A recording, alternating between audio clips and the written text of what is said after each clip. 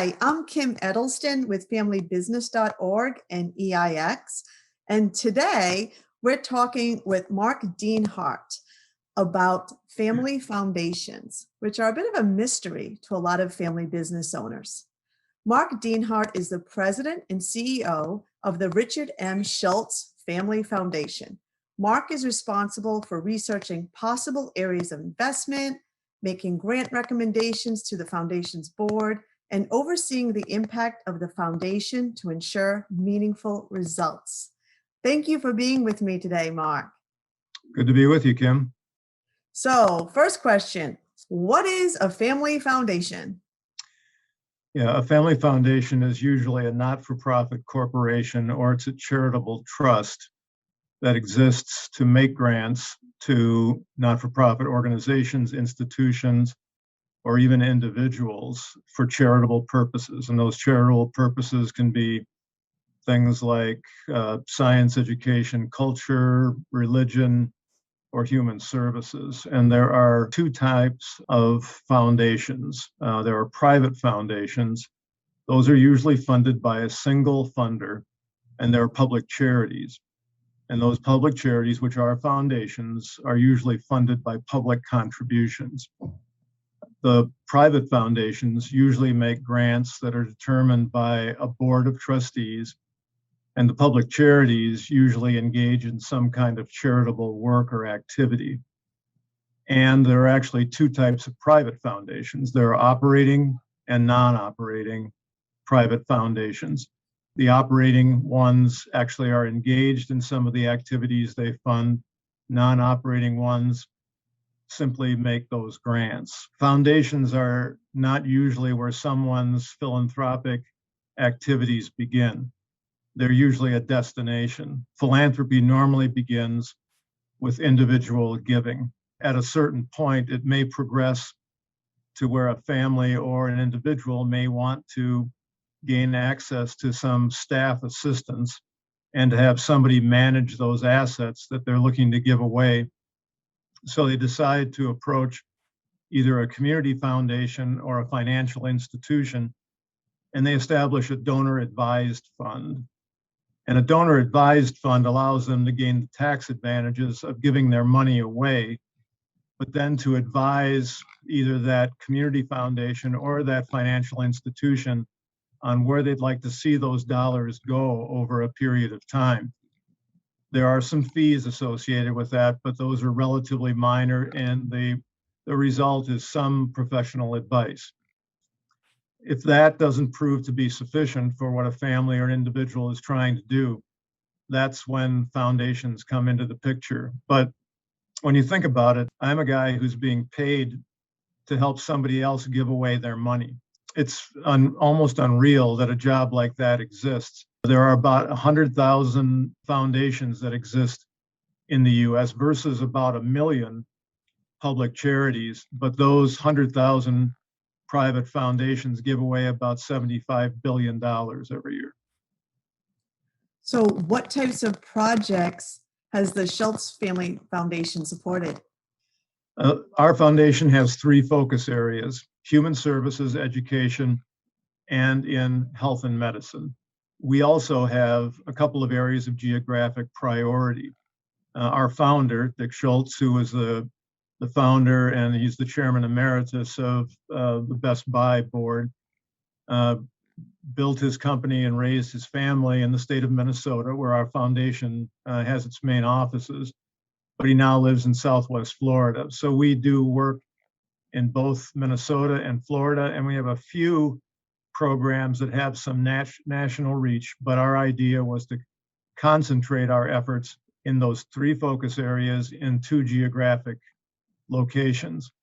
So in health and medicine, for instance, we've done very large biomedical research grants with the Mayo Clinic and with the University of Minnesota, one in cancer, one in diabetes. Both were about $50 million.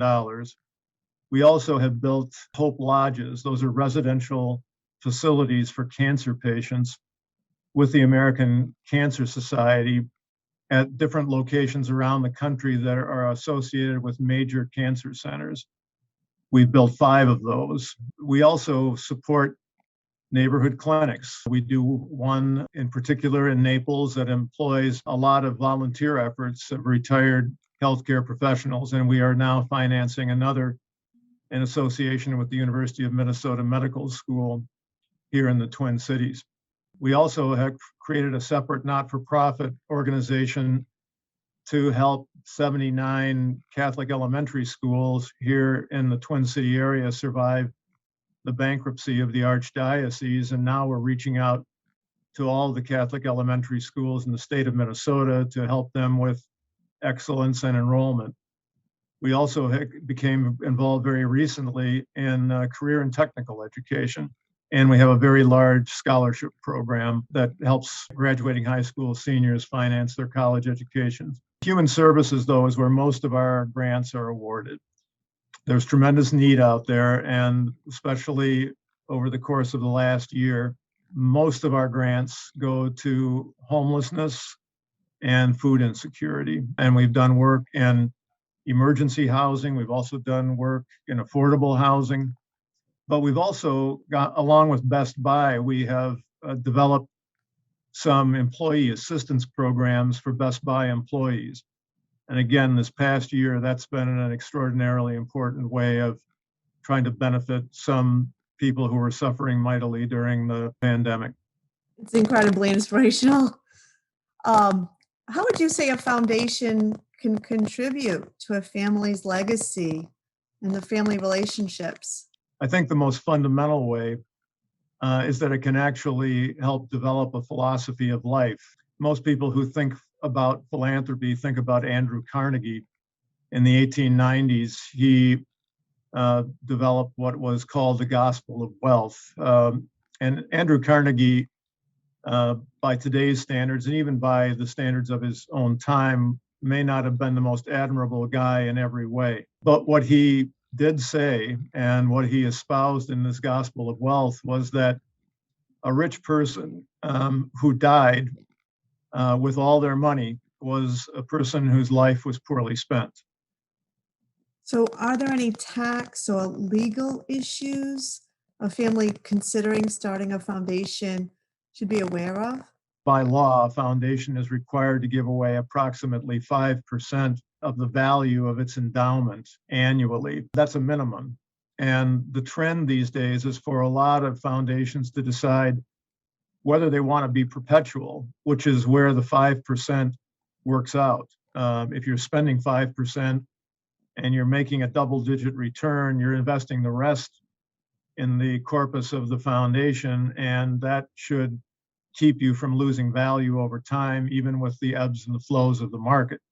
Foundations are tax exempt, but they have to pay a nominal excise tax on the earnings or income. There's also something called self-dealing.